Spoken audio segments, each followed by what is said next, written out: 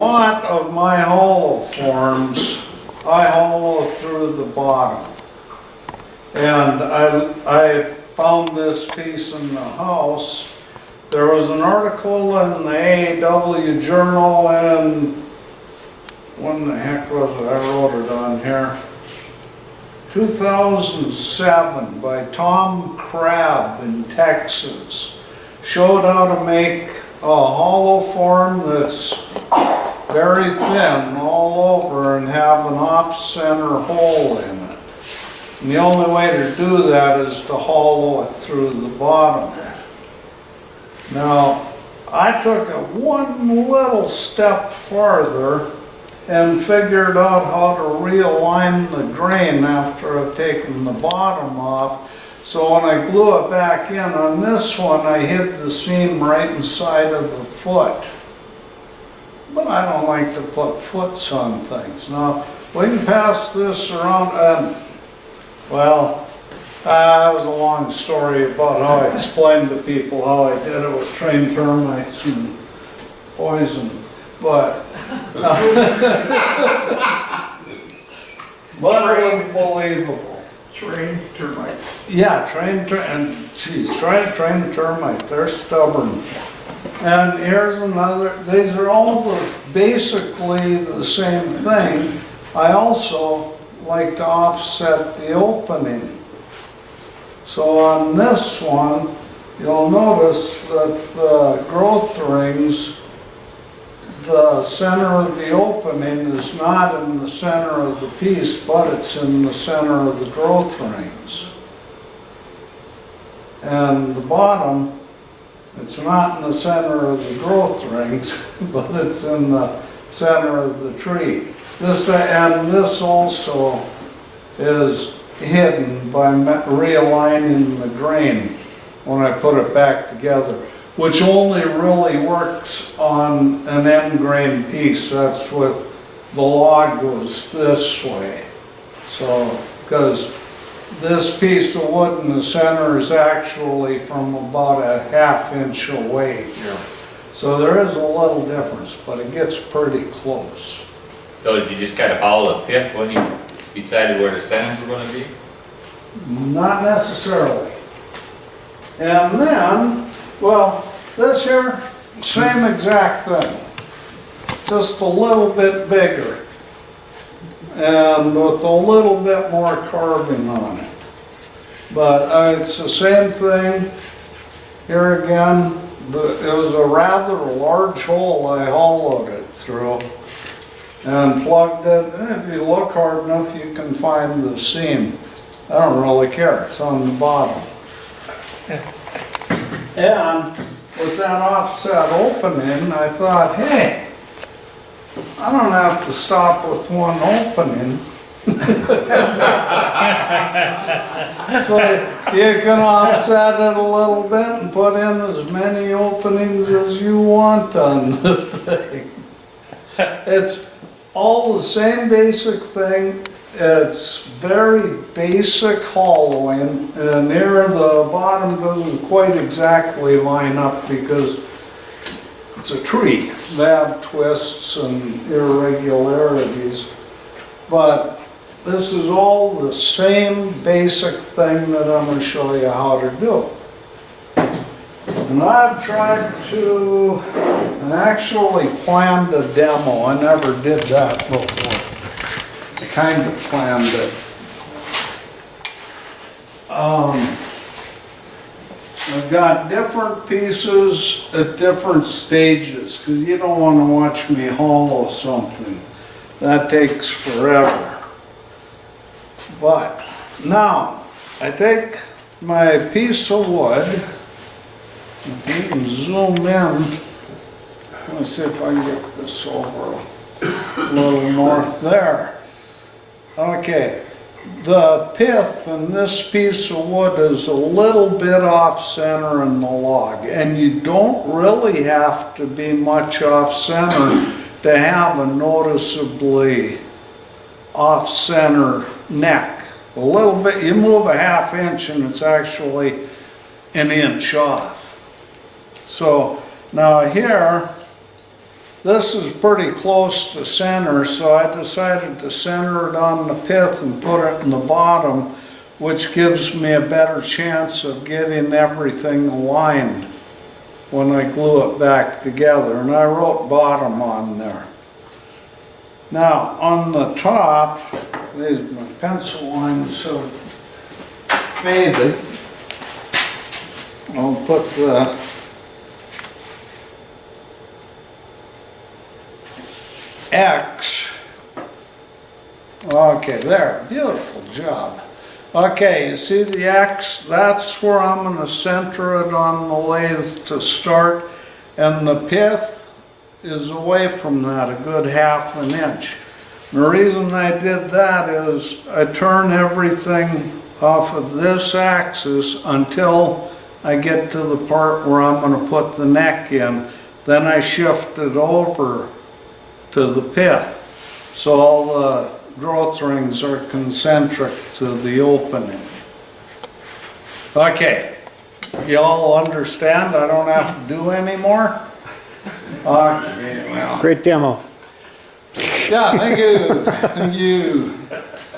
Okay, now I'm going to start by putting my bottom at this end and the top at that end.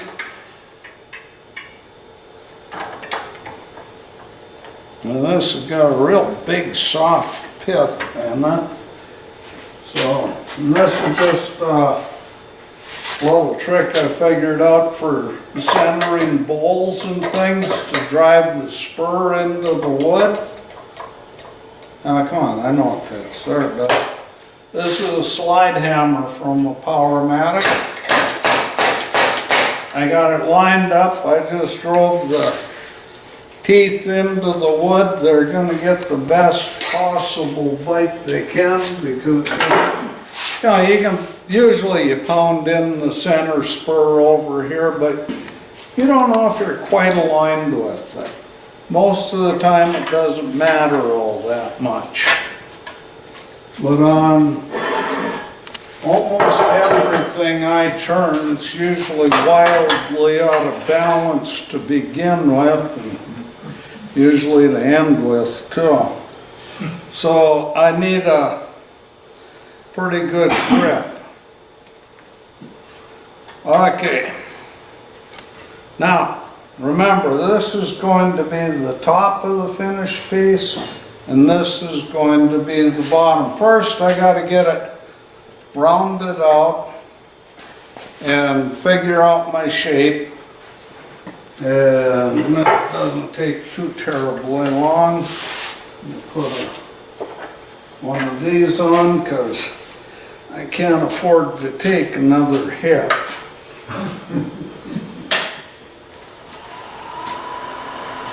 Notice how I'm standing to the side.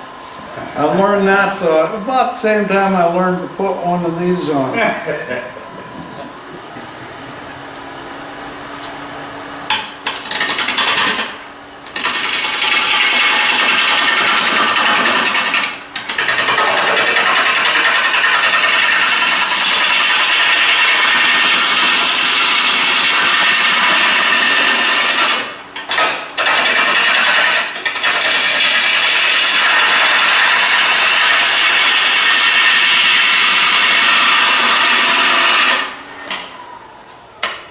Now when I'm bringing a piece to round, when I'm out of whack like that, I very seldom use a spindle roughing gouge. I like to use a bowl gouge just because it takes a smaller bite, you're less likely to get a catch. Because before these are rounded, they're turning pretty slow and there's big differences. It's easy to get a catch. I hear, I've never had a catch. But, so that's why I like to use a good bowl gouge.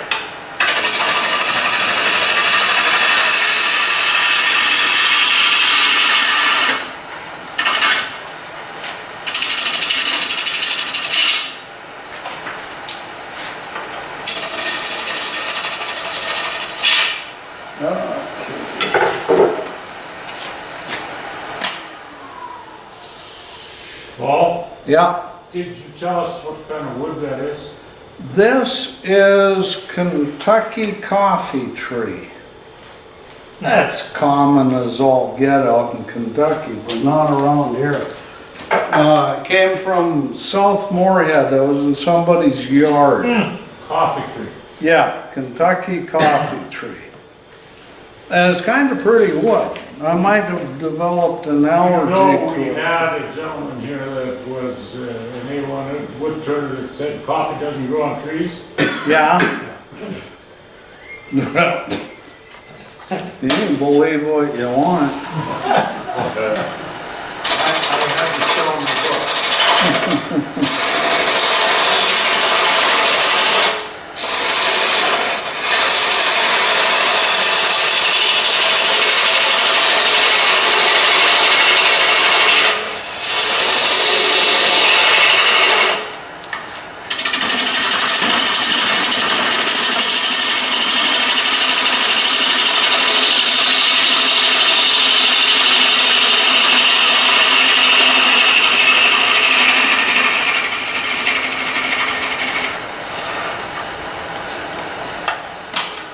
There, now I'm just squaring up the ends. I have to put a tenon on both ends. And I'm using, for this size, most of the time, a 2-inch chuck. But when they tell you in all the books and videos, you want your tenon size to fit the chuck when it's almost closed. Not for this particular thing. And actually I like to have my tenons a little oversized anyway, because when it comes to the offset part, I want to be able to shift the tenon in here, and I want the corners of the jaws to bite deeply into the wood. I want that to hold it. With a smaller piece like this, you get a firm hold, instead of having the entire jaw. That way I just have more traction on it. I had a little trial and failure going for a while on how to get things to hold. So this, the perfect size according to the book would be 2 inches. I usually go 2 1/4 or a little less, just to get that good bite. And I use this real high-priced imported caliper. I use this for everything, and it doesn't really matter. I mean, I can set it by the scale here, kinda. And wood turning measurements most of the time don't matter. It's just comparative stuff. Now get where I can. There, that's about right.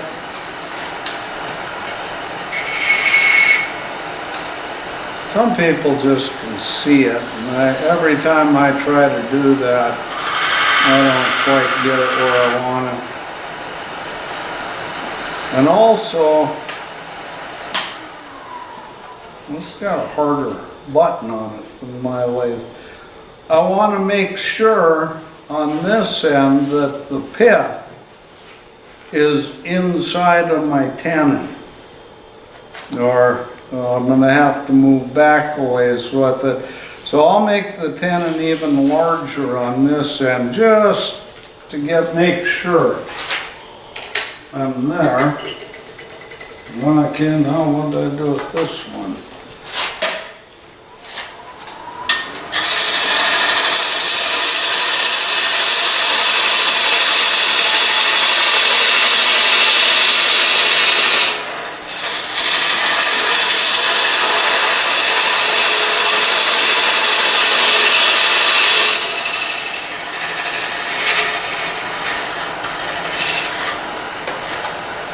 Okay, on this end, which is the top, that's only going to be grabbed once with the chuck and I will turn in a deal for the dovetails to grab, because it doesn't get shifted there. I just use a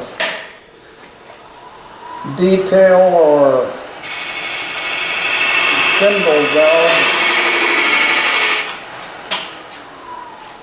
and turn it, because this is the end that has to be solid. This is where all the pressure is due to the hollowing. So, okay, now on the bottom, I'm going to need a tenon that's pretty much the maximum depth of my jaws. So I measure that and go in here. So I need that for my tenon. Then I need a bit of a shoulder, and then I need how much I'm going to have for the plug. And so the shape, and I need a little room to part it all off there. And I'll put those.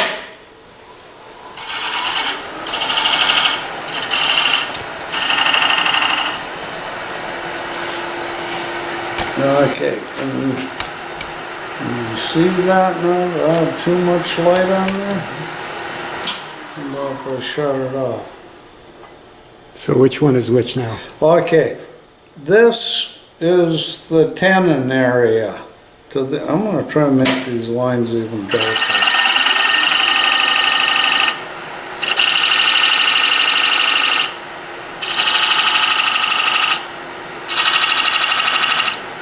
Okay, that shows. This is how much depth I need for the tenon, so it'll go all the way to the bottom. That gives me maximum amount of tilt where I can still bite it. This is the shoulder, the part that sits on top of the chuck, and this part is the part that will be glued in to the hollow on the bottom. So now all I got to do is turn my shape, and I'm going to cut those in a ways just so I don't lose track. All I really got to know about is where I'm going to part it.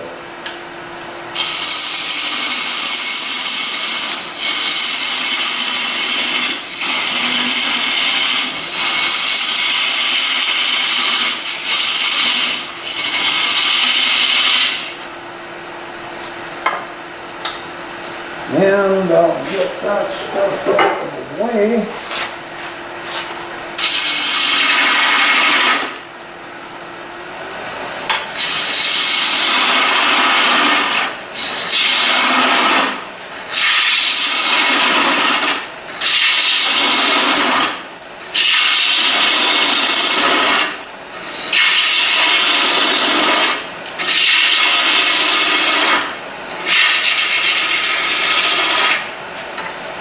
And now I'm going to make the hollow form, and I go by the golden mean and carefully measure in where everything's going to be. I'm sure that's the way Da Vinci did it too. Somewhere in there is going to be my shoulder, and here will be the base, and that'll be about this size, and the neck's there somewhere. Careful measurements all the time.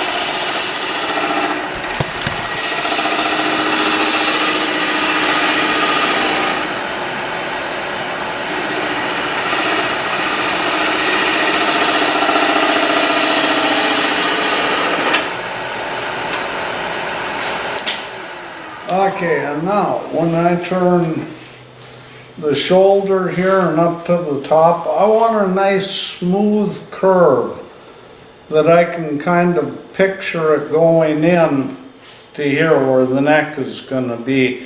That'll help when I'm turning the neck off center, I can kind of blend into this smooth curve a little. Well, on that one, well, one's got kind of a sharp shoulder on it. You can get away with that too, but this is just easier to start with. And I'm almost there. And it helps me because I gotta kind of imagine where things are gonna be when I'm hollowing. And a curve that gives you a good direction to go is kind of important. Okay, they're good enough for who it's for.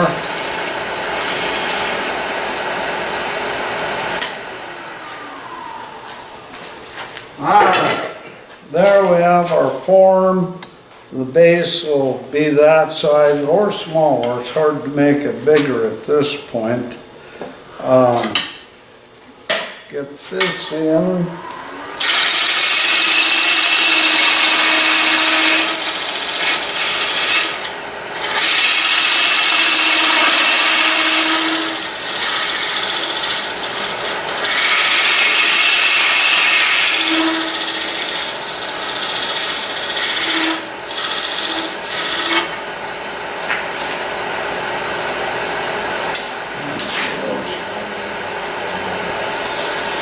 Hey, that's not too bad. I want a little bit too long.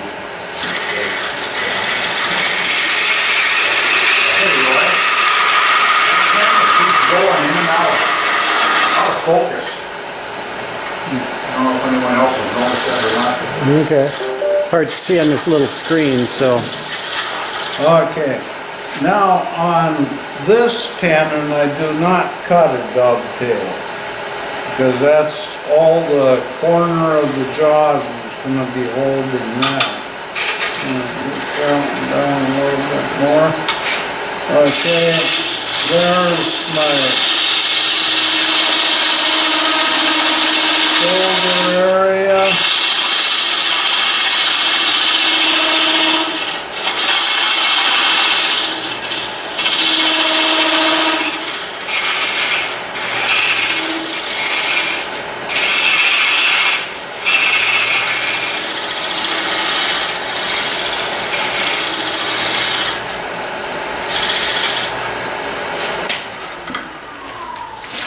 Okay, and my plug is in here somewhere.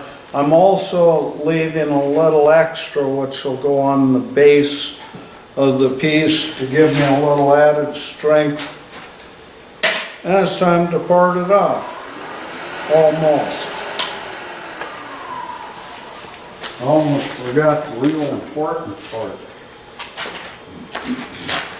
Now, if I look around, see if I can find anything distinctive here, nothing on this one, but I take and make a mark.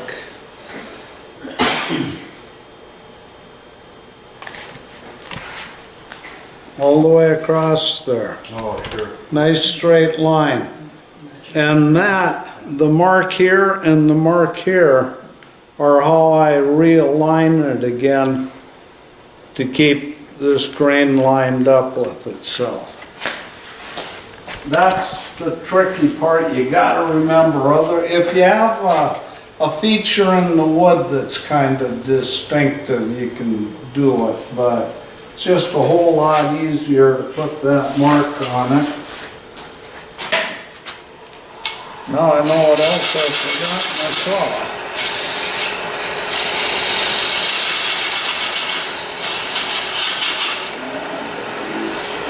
Paul, Yeah. there's that big one on the wall behind you there. About 6 feet Oh long. yeah, that'll probably do the trick.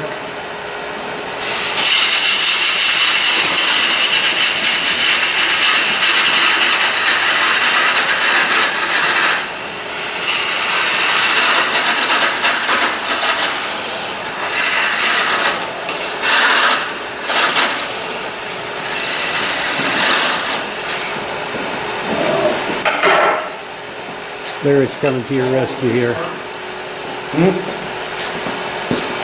Oh, now I can get it with this. I can get close enough that I can put.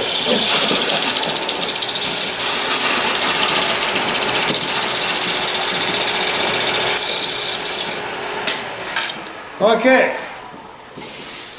There. Now it's all parted off. And look at there, the pith is pretty close to the center. Well, we kind of started in the pith here. And it's moved a little bit because the pith is not centered here. The next thing to do is to put it in the chuck and haul it. Use the right tool to